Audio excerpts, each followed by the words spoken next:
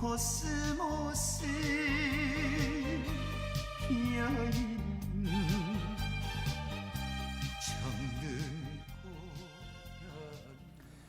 네, 시청자 여러분 안녕하십니까? 헬로티비 뉴스입니다. 네, 지금 저희 뒤에 배경부터 해서 노래까지 고향 생각이 절로 나게 만들었습니다. 네. 자, 타지에 살면서도 고향 발전에 기여할 수 있는 방법이 생겼다고 하는데요. 네, 저 무슨 얘기하는지 알 것 네. 같아요. 고향사랑 기부금에 관한 법률안이 최근 국회 통과한 거 얘기하는 거죠? 그렇습니다. 자신이 사는 지역이 아니라 고향 또는 다른 지자체에 기부금을 내게 되면 세액공제를 해주고 또 기부금의 30% 범위 안에서 지역의 농특산품을 답례품으로 받을 수 있는 제도라고 합니다. 야, 들어보니까 한마디로 내 고향 응원 제도인 건데 재정 자립도가 낮은 지역에는 꽤 큰 도움이 되겠어요. 네, 내후년부터 시행된다고 하는데요. 많은 지자체들이 환영하면서 활성화 방안을 마련하고 있다고 합니다. 네, 이 고향사랑 기부금으로 골고루 잘 사는 대한민국에 한 발짝 더 다가가기를 기대해 보겠습니다. 뉴스 시작합니다.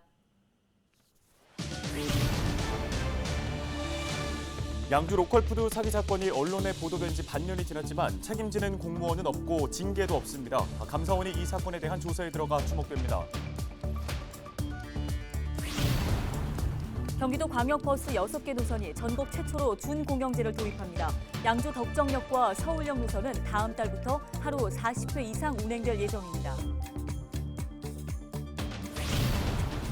경기도 외곽을 연결하는 둘레길 모든 구간이 다음 달 15일 개통됩니다. 15개 시군 860km의 둘레길에는 시군별 차별화된 관광 콘텐츠가 제공됩니다. 가을철 등산객들이 늘면서 추락 등 산악사고 발생 위험이 높아지고 있습니다. 안전한 산행을 위해선 출발 전 안전수칙을 반드시 확인해야 합니다.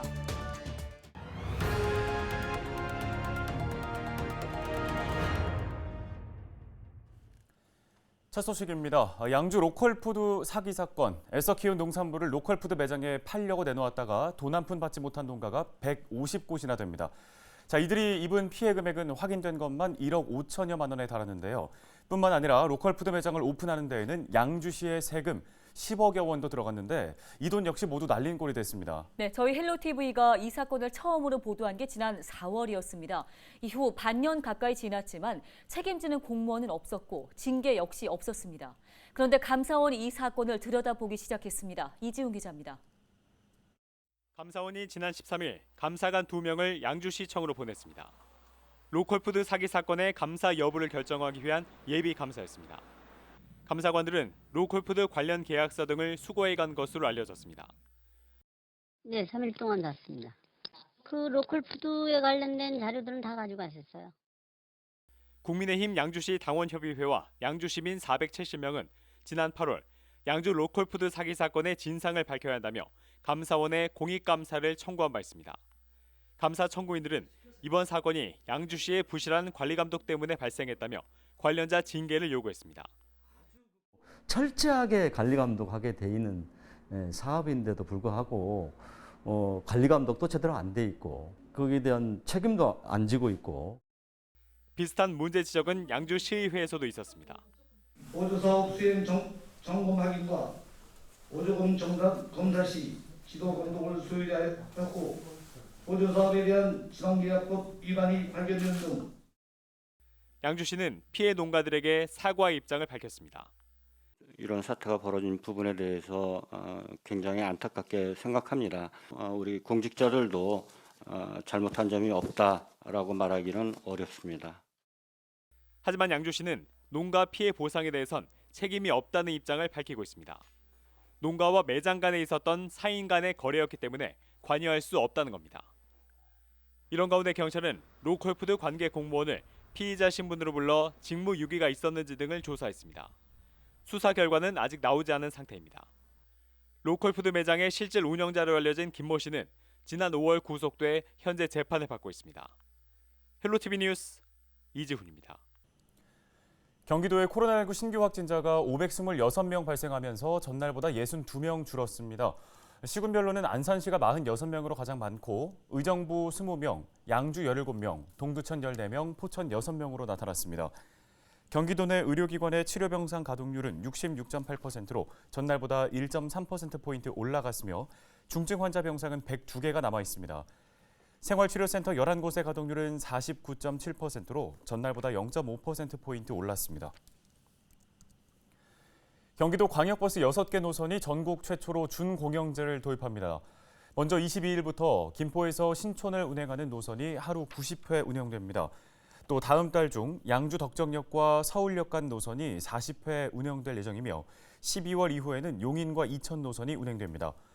국토부는 광역버스 준공영제는 운송업체에 노선 운행의 안정성을 제공하고 운전원의 근로 조건을 개선해 이용객들의 높은 호응이 기대된다고 밝혔습니다.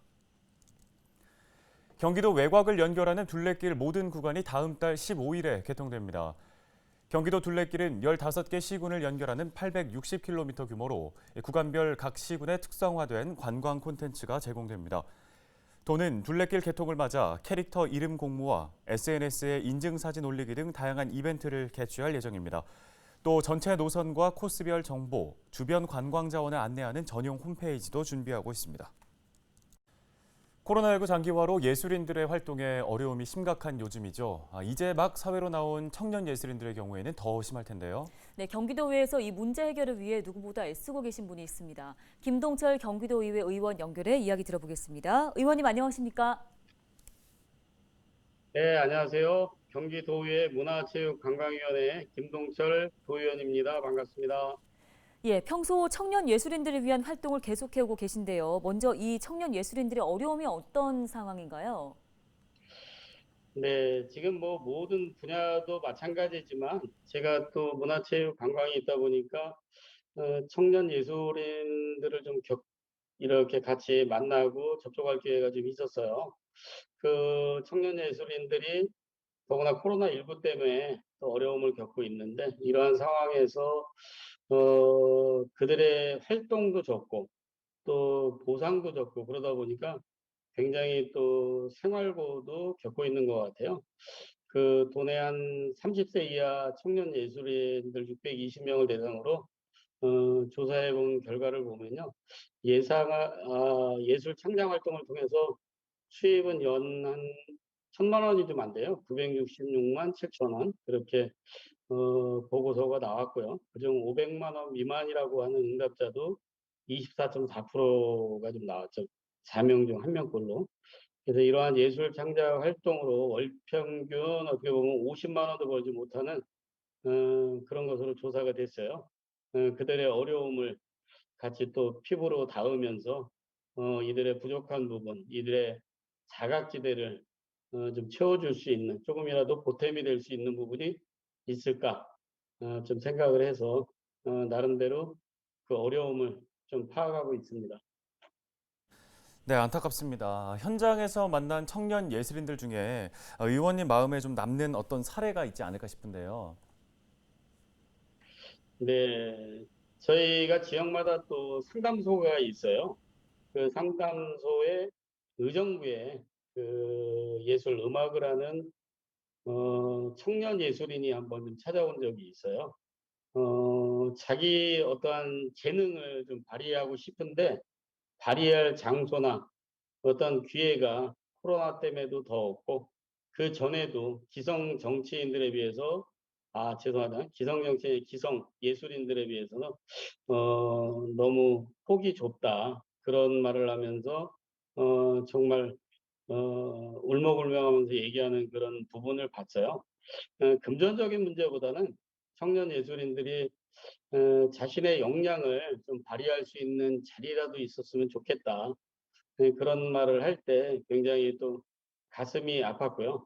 또 청년 예술인들이 그들이 살아야 또 기성 세대를 이어서 우리나라 문화 발전에 꽃을 피울 수 있는데 그 청년 예술인을 만나고 정말 너무나 안타까움을 느꼈습니다.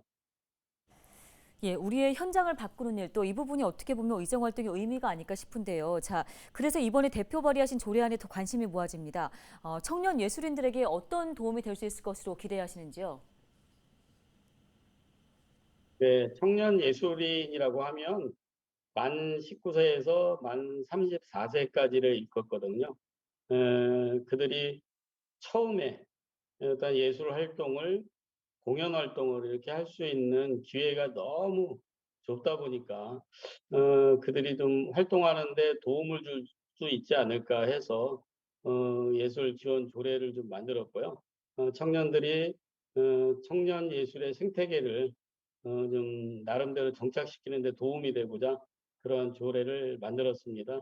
그들이 또 왕성한 활동을 해야 또 우리나라의 어떤 문화에 계속 바톤을 이어가는 거기 때문에 그들이 조금이라도 그들에게 지원을 통해서 전시도 하고 창작 활동도 하는데 큰 어떤 보탬은 되기 좀 어려웠지만 어쨌든 경기도 예산으로 좀 지원을 할 수 있는 방안 그거를 조례를 또 만들었고요.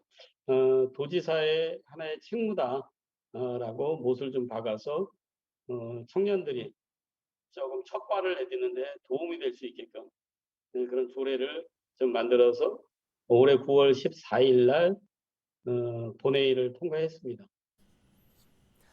네, 관련 도움 말씀 잘 들었습니다. 지금까지 경기도의회 김동철 의원이었습니다.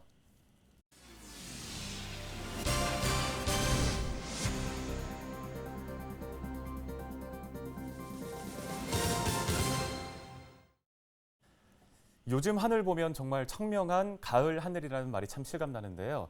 이렇게 맑은 하늘에 단풍이 물들기 시작하면 산으로 나들이 가는 분들도 늘어나게 되죠. 네, 그렇습니다. 자, 그런데 산행객들이 많아지는 만큼 추락 등의 안전사고가 발생할 위험 역시 커지겠죠. 안전한 산행을 위해서는 출발 전 안전수칙 꼭 확인하고 가셔야겠습니다. 김진재 기자입니다. 줄에 매달려 내려가는 구조대원. 땅에 도착하자마자 누워있는 사람 모형을 들것에 옮겨 고정시킵니다. 20일 부평소방서가 산악사고에 대비해 구조훈련을 실시한 겁니다. 봄철하고 가을철에 저희가 산악사고 훈련을 자주 하는데요. 그 추락한 유구조자를 구조하기 위해서 수평 수직 시스템을 이용해서 유구조자가 들것을 가지고 유구조자가 있는 위험 지역으로 이동해서 봄철과 가을철 등산객이 늘어나게 되면 그만큼 산악사고 위험도 높아집니다. 지난 3월에는 인천 원적산에서 산행 중 다리를 다친 등산객 한 명이 출동한 구조대원에 의해 병원으로 이송되기도 했습니다. 지난해 발생한 산악사고는 모두 1,600여 건으로 이 중 27%가 가을철인 9월과 10월에 집중됐습니다. 산악사고를 예방하기 위해서는 등산 전 충분히 몸을 풀고 정해진 등산로를 무단으로 이탈하지 말아야 합니다. 또 해가 지기 전 등산을 마칠 수 있도록 하산 계획을 세우는 것이 좋습니다. 특히 산악사고를 당했을 경우 당황하지 말고 상황을 정확히 전달하는 게 중요합니다. 그 핸드폰에서 GPS를 켜시고 119에 신고해 주시면은 사고를 당하신 위치가 정확하게 저희에게 표시되기 때문에 어떻게 다치셨는지, 누가 다치셨는지, 몇 명이 다치셨는지를 저희에게 알려주시면은 저희가 그거에 맞게 사고에 대처하기 위한 장비를 구비해서 가을철을 맞아 산행에 나서는 사람들이 늘어나면서 구조대원들의 발걸음도 바빠지고 있습니다. 헬로티비 뉴스 김진재입니다. 연천군이 오는 12월 10일까지 하반기 지방세 체납액 일제 정리 기간을 운영합니다. 군은 이 기간 체납자에게 납부를 요청함과 동시에 체납자의 경제적 형편에 따라 맞춤형 징수를 추진할 계획입니다. 납세 능력이 있는 고액 상습 체납자에 대해서는 이미 압류한 부동산과 자동차 등을 공매하고 예금과 급여 등을 압류할 방침입니다. 이와 함께 형편이 어려운 생계형 체납자에게는 분할 납부를 유도해 부담을 완화하겠다고 밝혔습니다.